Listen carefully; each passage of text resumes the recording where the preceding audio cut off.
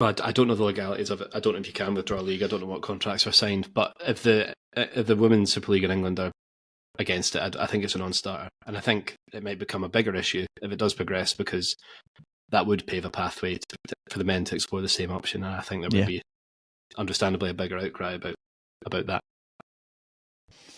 Scotty, about your opinions, mate? It's hard to disagree with a lot of what Pat's saying, but I do think I agree with your point about there would be an increase in the overall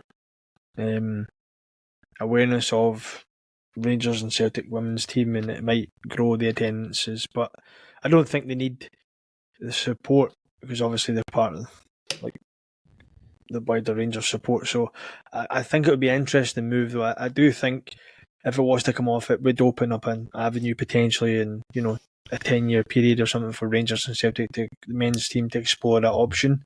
It's an interesting one to keep an eye on, though.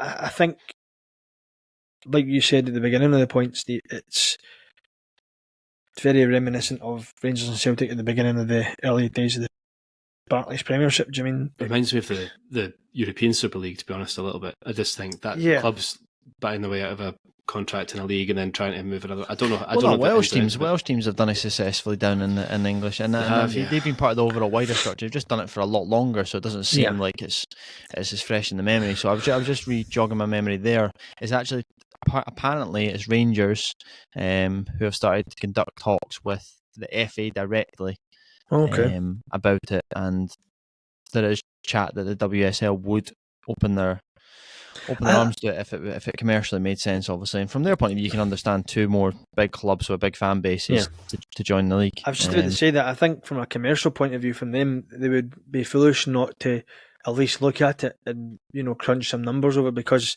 the two clubs are well supported. I think the concern would be that if it did happen, and the women's game's obviously growing massively. I mean, a lot of the fixtures are now played at Hampden. I think it's the fastest growing sport in Europe, or the world, maybe. You can see it getting to a stage where the WSLs are actually making more money than the men's SPL, so that Rangers and Celtic in the women's game are actually open to more commercial opportunities than Rangers and Celtic's men's team, even though the attendances and those following that league is bigger domestically.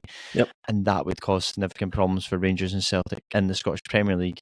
And I think it would open a door to you guys leaving for either the Super League or the Premier League, and it would be used as the springboard to do so. Now, we've talked about this on the program.